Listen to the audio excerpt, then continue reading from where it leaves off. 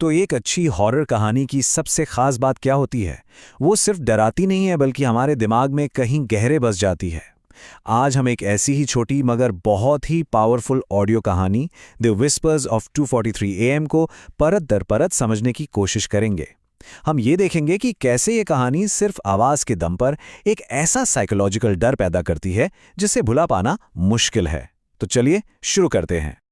अब देखिए, कहानी की जो पहली ही लाइन है ना, वो सिर्फ एक सलाह नहीं है। ये कहानी कहने का एक बहुत सोचा समझा तरीका है। जैसे ही हेडफोन का जिक्र आता है, कहानी एक बहुत ही पर्सनल और वल्नरेबल माहौल बना देती है। ऐसा लगता है जैसे कहानी सुनाने वाला कहीं और नहीं बल्कि सीधा हमारे कानों में फुसफुसा रहा है। और इसी तकनीक को कहते हैं फोर्थ वॉल ब्रेक करना। इससे होता क्या है, कहानी और असलियत के बीच की जो लाइन है वो मिटने लगती है। अब सुनने वाला सिर्फ एक बाहरी दर्शक नहीं रह जाता, बल्कि वो खुद उस अनुभव का हिस्सा बन जाता है। मतलब पहले ही पल से डर अपना सा लगने लगता है। तो चलिए हमारे एनालिसिस के पहले हिस्से में चलते हैं। यहाँ हम उस शुरुआती घटना को करीब से देखेंगे। वो पल जब रात की गहरी खामोशी टूटती है और कहानी में डर की पहली ईंट रखी जाती है।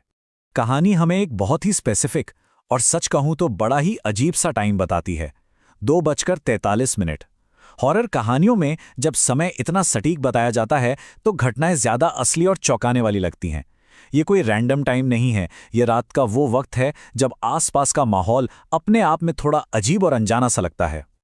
और तभी आती है पहली फुसफुसाहट, किसी का नाम लेकर, वो भी कान के इतने पास फुसफुसाना। सोचिए कितना खौफनाक पल होगा। ये सिर्फ कोई आवाज नहीं है, ये किसी की पर्सनल स्पेस पर सीधा हमला है। और इसके ठीक बाद एक और चीज नोटिस में आती है जो सही नहीं है। बेडरूम का दरवाजा खुला है।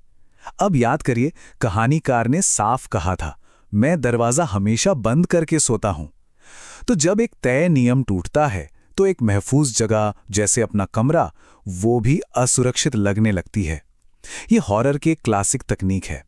तो सवाल यही उठता है कि कोई कहानीकार एक महफूज जगह को डर की जगह में कैसे बदल देता है? ये कुछ बहुत ही बेसिक साइकोलॉजिकल प्रिंसिपल्स का इस्तेमाल करके किया जाता है। ये सब कुछ कंट्रोल छीन लेने के बारे में है। कैसे? पहले तो एक नियम तोड़कर, जैसे वो खुला हुआ दरवाजा, फिर एक ऐसा बदलाव दिखाकर जिसका कोई लॉजिक ही ना हो, और फिर खामोशी का इस्तेमाल करके छोटी से छोटी आवाज को भी बड़ा बना देना, और सबसे जरूरी, अपनी जानी पहचानी चीजों को ही एकदम पराया और अनजान महसूस करा देना।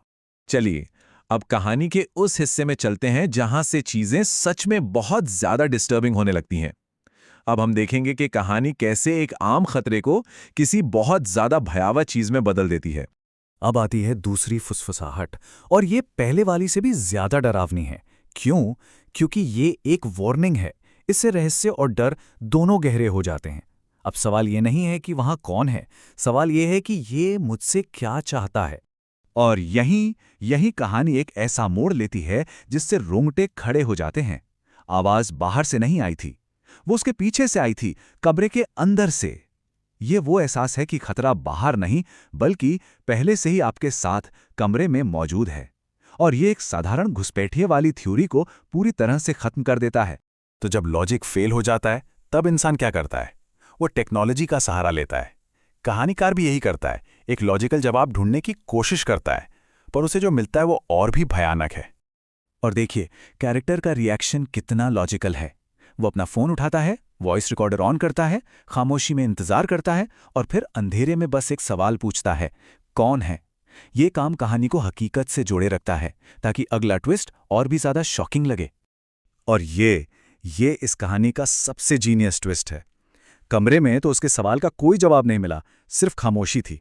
लेकिन जब उसने रिकॉर्डिंग प्लेबैक की तो उसमें एक फुसफुसाहट थी। इसका मतलब डर असल दुनिया में नहीं बल्कि टेक्नोलॉजी में कैद है, एक तरह का डिजिटल भूत। और यहीं से असली साइकोलॉजिकल हॉरर शुरू होता है।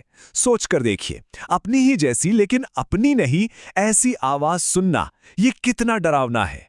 ये किसी बाहरी भूत से ज्यादा डरावना है क्योंकि ये इशारा करता है कि खतरा शायद बाहर है ही नहीं, खतरा अंदर ही है।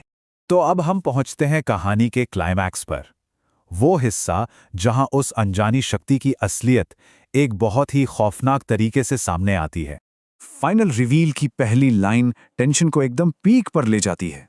मैं बाहर नहीं हूं। सुनने वाला एक पल के लिए सांस रोक लेता है, यह सोचने पर मजबूर हो जाता है कि अगर वो बाहर नहीं है तो फिर है कहां? और फिर आता है वो जवाब जो सब कुछ बदल देता है। मैं अंदर हूं। ये एक लाइन कहानी को भूत प्रेत की कहानी से निकालकर सीधे साइकोलॉजिकल थ्रिलर में ले जाती है। खतरा कोई बाहरी शक्ति नहीं है, वो तो अंदर ही है जिससे बचा नहीं जा सकता। लेकिन रुकिए, कहानी अभी खत्म नहीं हुई है। इसका जो आखिरी हिस्सा है वो एक फाइनल ट्विस्ट देता है, जो सुनने वालों के मन में एक अजीब सा न खत्म होने वाला डर छोड़ जाता है। अचानक फोन में कुछ अजीब होता है। गैलरी अपने आप खुलती है। फ्रंट कैमरा लाइव नाम का एक नया फोल्डर बन जाता है, जिससे लगता है कि शायद कोई विजुअल भी है, और उसके अंदर जो फाइल है उसका नाम है 0303 नेक्स्ट। ये जो नेक्स्ट शब्द है वो साफ बताता है कि ये आतंक अभी खत्म नहीं हुआ है। लेकिन असली रोंगटे खड़े कर देने वाला ट्विस्ट तो अब आता है। रिकॉर्डिंग शुरू हुई थी 2:42 पर, यानी कहानी सुनाने वाले के जागने से 1 मिनट पहले। इसका सीधा सा मतलब है कि वो जो भी चीज थी वो उसके जागने से पहले से ही कमरे में मौजूद थी और रिकॉर्ड कर रही थी। इस टाइमलाइन का मतलब बहुत ही सिंपल और डरावना है। वो चीज पहले से ही वहां थी, इंतजार कर रही थी। ये ख्याल अपने आप में ही बहुत खौफनाक है। और कहानी खत्म होती है एक आखिरी चेतावनी के साथ, एक ऐसा हुक जो सीधे सुनने वाले के मन में बैठ जाता है कि अगर कभी 2:43 पर किसी की नींद खोले तो कुछ आवाजों का जवाब ना देना ही बेहतर है। और कहानी इसी एक बेचैन कर देने वाले ख्याल के साथ हमें छोड़ जाती है।